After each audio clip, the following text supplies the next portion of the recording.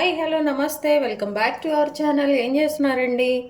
ఈరోజు నేను చాలా టేస్టీగా మంచి స్నాక్ ఐటమ్ అండి. మనం ఒకసారి చేసి ఒక టిన్లో పెట్టేసామంటే ఒక వారం వరకు చక్కగా ఎంజాయ్ చేసే స్నాక్ ఐటమ్ ప్రిపేర్ చేయబోతున్నానండి. ఇంకా ఆలస్యం ఎందుకు, వచ్చేసేయండి.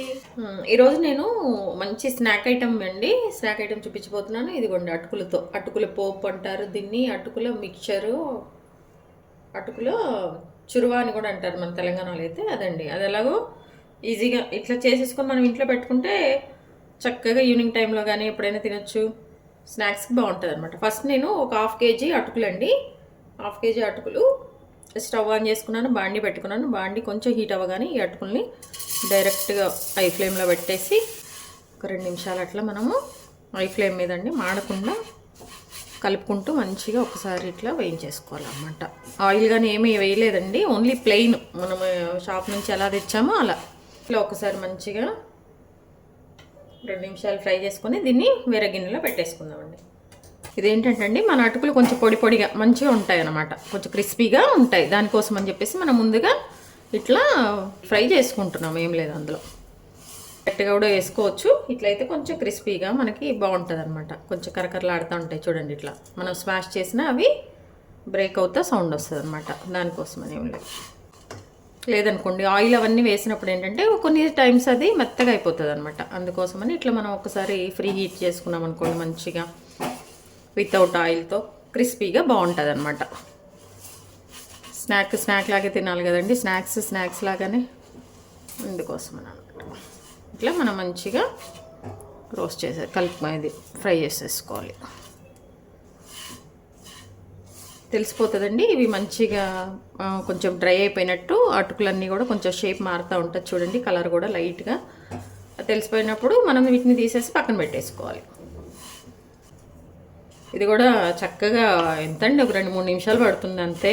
చక్కగా చేసి అక్కడ ఒక దానిలో మనం స్టోర్ చేసుకున్నామంటే చక్కగా మనము వీటిని ఎప్పుడంటే అప్పుడు టీవీ చూసుకుంటా అయినా కానీ, చక్కగా ఎవరైనా ఇంటికి వచ్చినప్పుడైనా కానీ, పిల్లలకి కానీ మనకి కానీ అందరం కూడా మంచిగా తినేసేయచ్చు అనమాట. మంచి snack item, timepass snack item ఇది. చూసారండి, అన్నీ కొంచెం కలర్ చేంజ్ అయిపోయినాయి. అన్నీ మీకు షేప్ కూడా కొంచెం చూసినట్లయితే వీటిని అర్థమవుతుంది అనమాట, కొంచెం ముడుచుకుపోయినట్టు అట్లా. సో ఇవి ఫ్రై అయిపోయినాయి అనమాట. ఈ టైంలో మనము వేరే దానిలోకి ట్రాన్స్ఫర్ చేసేసుకుందాం వీటన్నిటిని కూడా. ఎందుకంటే ఎక్కువ ఉంటే మళ్ళీ మాడిపోతాయి కదండి, కలర్ బాగుండదు, టేస్ట్ కూడా మనకి వేరే వస్తుంది అనమాట. సో స్టవ్ ఆఫ్ చేసేసుకుని దీన్ని మనము వేరే దానిలో తీసేసుకున్నాం. అవన్నీ కూడా ఒక గిన్నెలో తీసేసుకున్నామండి. చాలా కొంచెం పట్టుకొని టచ్ చేస్తే ఇట్లా కొంచెం క్రిస్పీగా మంచిగా ఇట్లా చేస్తే సౌండ్ వస్తుంది అనమాట. 1 టేబుల్ స్పూన్ అట్లా సరిపోతుంది. ఎక్కువైంది అనుకోండి అంత మంచిగా ఉండదు. 1 టేబుల్ స్పూన్ 1.5 అట్లా సరిపోతుంది అనమాట, పెద్ద ఎక్కువేం పట్టదు అనమాట. దీనిలో ఏంటంటే ముందుగా మనము ఈ స్నాక్కి కొంచెం మనము ఈ డ్రై పల్లీలు కానీ కొబ్బరి కానీ ఇట్లా ఇవి వేసుకుంటే చాలా బాగుంటుందండి టేస్ట్.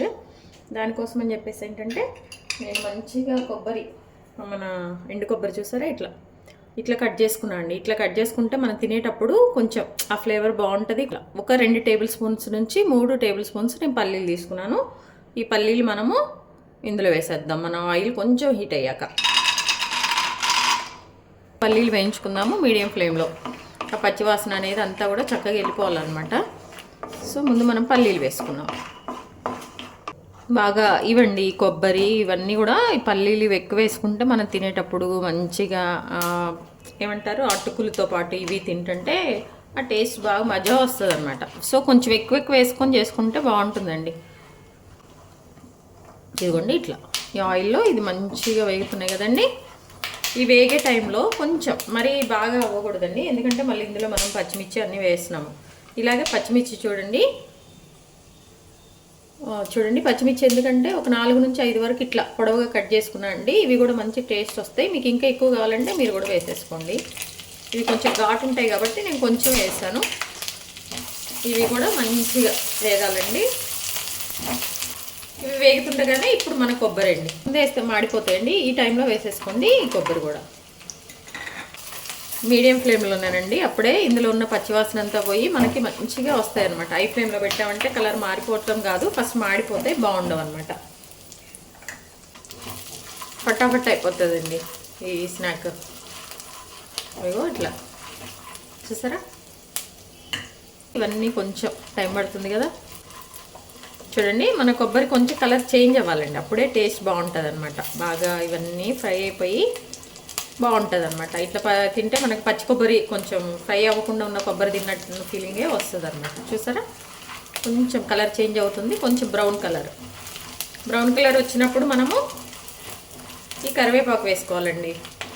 ఇదిగోండి బ్రౌన్ కలర్ వచ్చేసింది మన కొబ్బరి. సో ఇప్పుడు ఇలా ముందుగా శుభ్రంగా వాష్ చేసి పెట్టుకున్న కరివేపాకు, ఇది కూడా మంచిగా ఫ్రై అయిపోవాలి. ఎందుకంటే ఇది మనం స్టోర్ చేసుకుంటాం కదండి, అందుకని మంచిగా వీటిని మనము ఫ్రై చేసుకోవాలన్నమాట.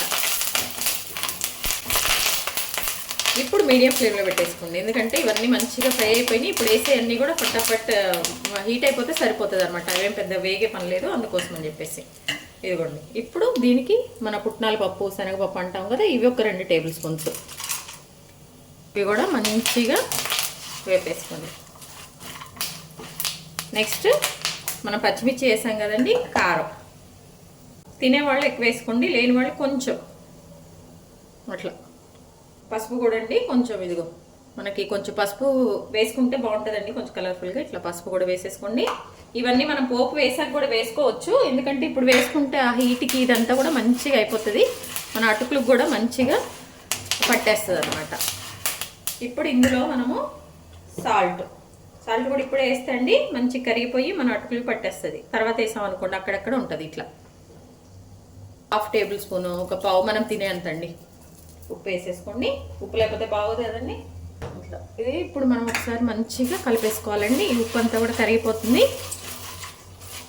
ముందు పెట్టుకున్నాం కదండి, పక్కన పెట్టేసుకున్నాం మన ఇవి అటుకులన్నీ కూడా చక్కగా ఇట్లా డ్రై రోస్ట్ చేసేసుకొని పక్కన పెట్టేసుకున్నాం.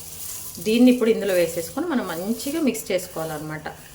ఆ ఉప్పు కారాలన్నీ పట్టే విధంగా మంచిగా కలిసే విధంగా మనము మిక్స్ చేసుకోవాలి. మనం మంచిగా మిక్స్ చేస్తే అండి ఈ పసుపు, ఈ ఉప్పు, ఈ కారం అన్నీ కూడా మంచిగా వీటి పట్టేస్తాయి అన్నమాట. ఒకసారి మీరు కావాలంటే ఈ టైంలో ఉప్పు చెక్ చేసుకోండి, ఉప్పు సరిపోతుందా లేదా కారం సరిపోతుందా మీకు కావాల్సినంత అనుకొని. లేదంటే కనుక కొంచెము యాడ్ చేసుకోవచ్చు ఈ టైంలో. ఇదిగోండి చక్కగా ఇట్లా మొత్తం మిక్స్ అయిపోయి కొంచెం కలర్ఫుల్గా అన్నిటి కలిసే విధంగా మ్యాక్సిమం మనం కలుపుకోవాలండి. చూడండి చాలండి, ఇట్లా కలర్ఫుల్గా మ్యాక్సిమం అంతా కలిసిపోయింది. ఇప్పుడు ఏంటంటే దీనిలో మనకు బాగా టేస్ట్ వచ్చే విధంగా ఈ కారంగా ఇట్లా తినేటప్పుడు ఇందులో మెయిన్గా ఏంటంటే అండి మనము షుగర్ వేయాలి. అందరూ ఇది యూజ్ చేయరు. ఒక 2 టేబుల్ స్పూన్స్ లేకపోతే 1 టేబుల్ స్పూన్ అట్లా షుగర్ వేసేసుకోనండి. మనం కలుపుకుంటే ఈ షుగర్ అక్కడక్కడ పట్టేస్తుంది, తినేటప్పుడు మాత్రం టేస్ట్ అదిరిపోతుందండి. ఒకసారి మిక్స్ చేసుకోవాలి హై ఫ్లేమ్లో పెట్టేసండి, ఎందుకంటే షుగర్ కరగాలి కదా, కరిగేయాలి, దానికి పట్టాలన్నమాట. అందుకని హై ఫ్లేమ్లో పెట్టేసుకొని ఒకసారి మంచిగా మిక్స్ చేసేసుకోవాలి. చూడండి ఎంత క్రిస్పీగా అవి కలుపుతుంటేనే మంచి సౌండ్ వస్తుంది అనమాట. తినేటప్పుడు మామూలుగా ఉండదండి. కరెక్ట్గా ఇలా చేసుకొని మీకు మంచిగా వస్తుంది అటుకుల పోపు అనేది. అటుకుల మిక్చరు చేసాం కదండి, ఇంకా మంచిగా కలిపేసాము. మన స్టవ్ ఆఫ్ చేసుకోవటమేనండి. దీన్ని మంచి ఒక గాజు సీసాలో లేకపోతే ఏదైనా టిన్లో పెట్టేసుకున్నామంటే చక్కగా మనం రోజు ఎంజాయ్ చేసేయచ్చు. చూసారండి మన స్వీట్ షాప్లో ఉంటుంది కదా అటుకులది మిక్చరు, అంత బాగా వచ్చిందండి టేస్ట్. మీరైతే తప్పకుండా ట్రై చేయండి. మీ విలువైన సమయాన్ని కేటాయించిన వీడియోస్ చూస్తున్నందుకు మీ అందరికీ ధన్యవాదాలండి. మీకు నచ్చినట్లయితే like, share, subscribe. Thank you.